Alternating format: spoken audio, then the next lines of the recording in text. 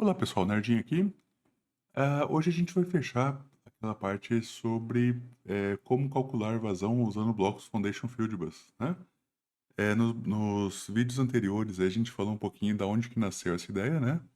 Nasceu da tese de dissertação aí, né, da USP de São Carlos, que meu pai foi o autor.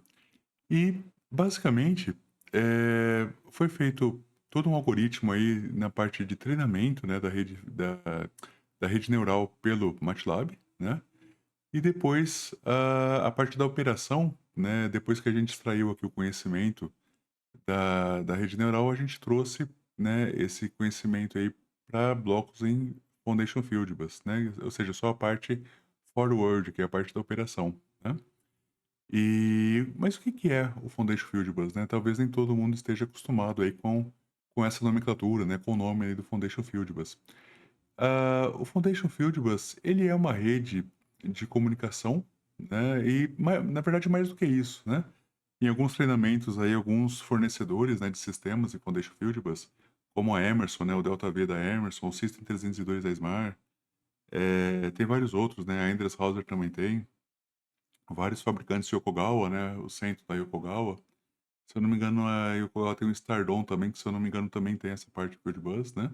Então são vários players aí no mercado que fornecem aí, sistemas com, essa rede Foundation Fieldbus. E por não ser só uma rede, né, por você conseguir trabalhar também com a parte de alarmes, com a parte de eventos, com, inclusive sistemas supervisórios agregados na maioria das vezes, né.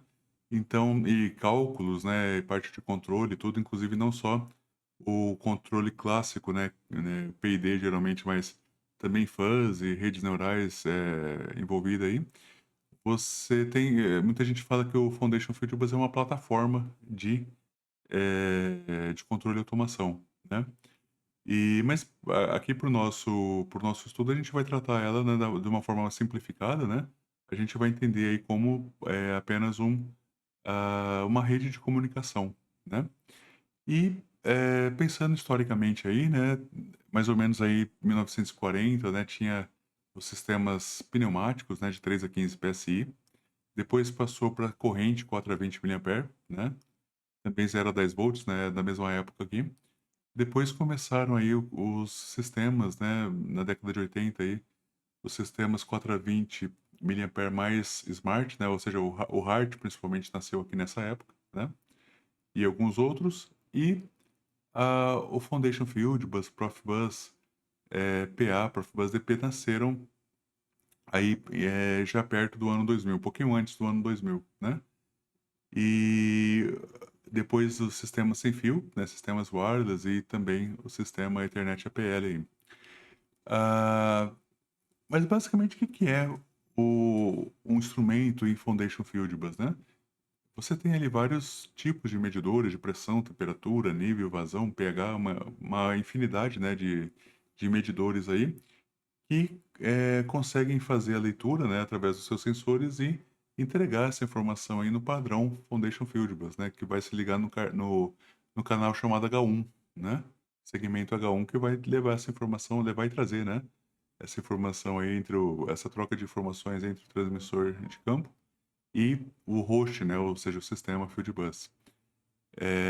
Basicamente, um transmissor, o que que ele tem? Ele tem um sensor, ele tem um conversor AD para trazer os dados, né, para o mundo digital, né, um sensor analógico, desculpa, um conversor analógico digital. Tem um microprocessador ali que vai fazer todas as conversões necessárias, também para mostrar os valores aí no display local, né? E depois a gente tem um chip Foundation Fieldbus para colocar essa informação no barramento. Tá? O código aqui ele é codificado, né, segundo o código Manchester, né? E ele já é totalmente digital, ou seja, diferente do Hart, que tem o 4 a 20, né, mais as frequências lá de 1200, 2200 Hz, né? Aqui ele é totalmente digital. Aqui ele não incorpora mais aquela parte do 4 a 20, né? Alguns requisitos dos usuários, né, em relação ao 4 a 20, né? Basicamente era que o sistema fosse mais fácil, utilizasse menos cabos que o sistema 4 a 20, né? E fosse mais fácil de comissionar e também mais fácil de fazer as operações aí aritméticas de controle, né? Aqui nós temos um desenho simplificado de uma redinha Foundation Fieldbus, né? Eu imagino que o roxo aqui vai entrar também a parte de comunicação. Aqui está sendo mostrado aqui a parte da alimentação, né? Essa aqui são as chamadas caixas de junção, né?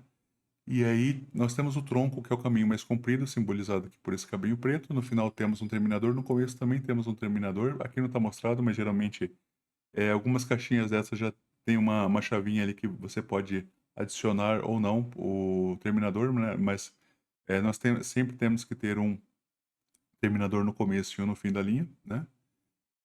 E temos aqui as derivações. Essa parte laranja está simbolizando aqui os caminhos que saem, né, de cada uma dessas caixinhas de junção para interligar aqui nos diversos tipos de instrumentos, né? Transmissor de pressão, temperatura, posicionador de válvulas, né? E aí vai. Ah, e onde que rodam, né, esses blocos, né, que a gente está falando? Esses blocos, na verdade, pessoal, são algoritmos, né? Trechos aí de programação e vão rodar dentro da eletrônica desses instrumentos de campo. Aqui nós temos alguns instrumentos aí de diversos fabricantes, né? A maioria aqui estão simbolizando os instrumentos medidores de pressão, né? Mas tem vários outros tipos, outras variáveis também, né? E esses códigos, né? Esses programas vão rodar, esses bloquinhos vão rodar dentro de cada uma dessas eletrônicas, né? Tem alguns instrumentos que têm a capacidade de ter blocos instanciáveis, ou seja, parte da memória dele é utilizada para construir esses blocos. Então a gente consegue criar esses blocos aí em alguns desses instrumentos, né? Os que permitem trabalhar com blocos instanciáveis, né? E aqui está um jeitão, né? Um desenho aqui do que seria um bloco aritmético, né? Tem vários parâmetros, né? A gente não vai ter tempo aqui de destrinchar cada um deles, mas basicamente ele permite você fazer somas, somatórios, valores médios, né? Calcular tudo isso aqui de acordo com as entradas, né?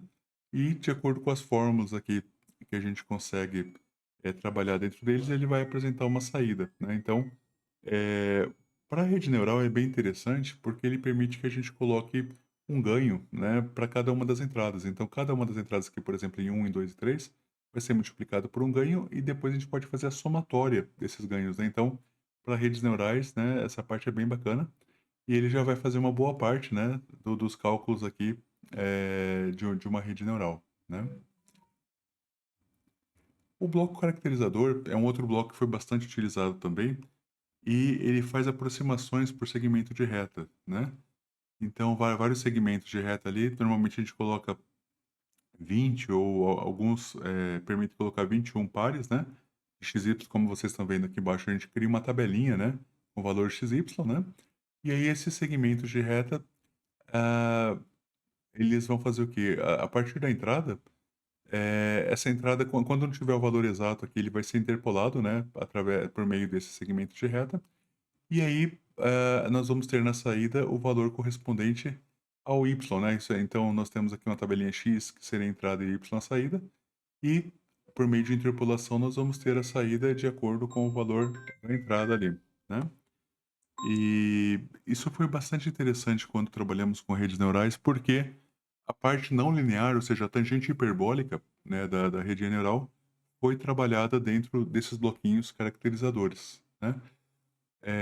Depois eu vi que não, o resultado não foi muito bom, pelo que eu me lembro, deu em torno de 4% de erro, e aí passamos a utilizar dois bloquinhos caracterizadores para formar a tangente hiperbólica. Então, um bloquinho trabalhava com a parte positiva, né, do zero para cima, o outro bloquinho trabalhava com valores negativos, né, ou seja, valores inferiores ali a zero. Quem me ajudou a bolar essa estratégia na época foi né, eu até agradeço aqui o Marcelo Suetac, né, hoje ele é professor na UFSCar de São Carlos, né? E ele me deu uma mão interessante aí para conseguir fazer a análise dos erros, né? Que fazendo esse split aí, fazendo essa separação em valores positivos e negativos, depois somando os valores finais, deu um resultado bastante interessante. Tá?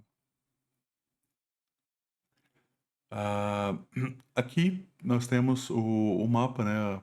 Rapidinho aqui, né? Eu sei que talvez não dê para ler aqui, mas só para mostrar que cada um desses blocos aqui a gente vai interligando um bloco ao outro, né?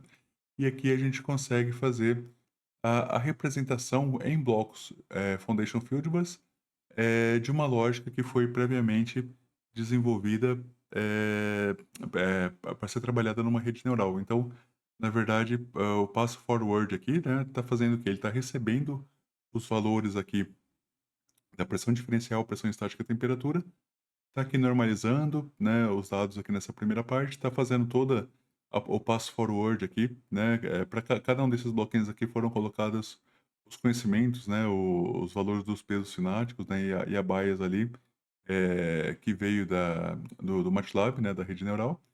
E aí, na saída, né, depois a gente desnormaliza essa parte que é responsável pela desnormalização, e aí nós temos o valor, né, da vazão, né, ou seja, para cada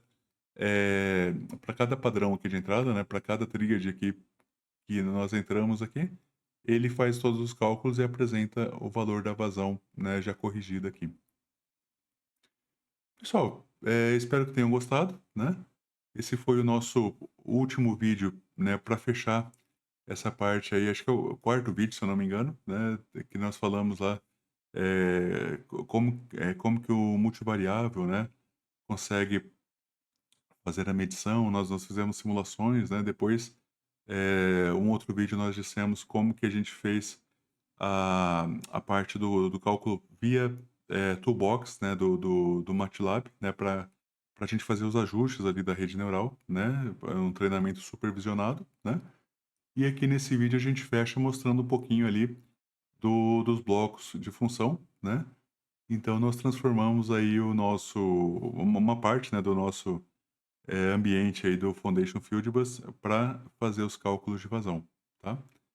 E provavelmente o pessoal que já trabalha com Foundation aí pode falar, mas os cálculos, em vez de ficar trabalhando com o caracterizador, teria alguns blocos que já fazem a função da tangente hiperbólica, por exemplo, né? A Smart tem o Flexible Function Blocks, né?